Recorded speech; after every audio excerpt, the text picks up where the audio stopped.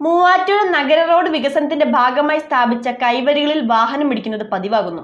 കഴിഞ്ഞ രാത്രി SNDP junction സമീപമാണ് കൈവരിയിലേക്ക് വാഹനം ഇടിച്ചു കയറിയത്. ആർക്കും പരിക്കുകളില്ല. മൂവാറ്റുപുഴ നഗര റോഡ് വികസനത്തിന്റെ ഭാഗമായി സ്ഥാപിച്ച കൈവരികളിലേക്ക് വാഹനങ്ങൾ ഇടിച്ചു കയറുന്നത് തുടർക്കഥയാവുകയാണ്.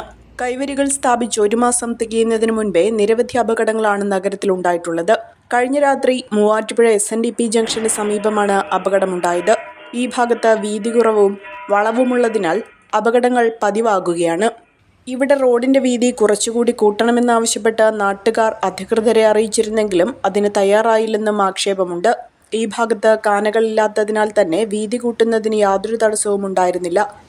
എന്നാൽ സർക്കാരിന്റെ നിബന്ധനകൾക്ക് വിധേയമായി മാത്രമേ വീതി കൂട്ടുന്നതടക്കമുള്ള നടപടികൾ നടത്താനാകൂ എന്നാണ് ഉദ്യോഗസ്ഥർ പറഞ്ഞിരുന്നത്.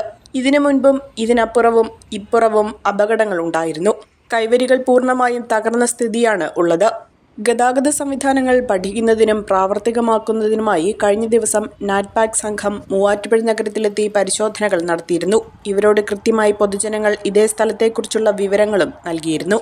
അഹല്യയിലെ വിദഗ്ധരായ ഡോക്ടർമാരുടെ ചികിത്സ കൊണ്ട് എനിക്ക് എന്റെ കാഴ്ചശക്തി പൂർണ്ണമായും തിരിച്ചു കിട്ടി. ഇപ്പൊ എനിക്ക് ഈസിയായി വായിക്കാം.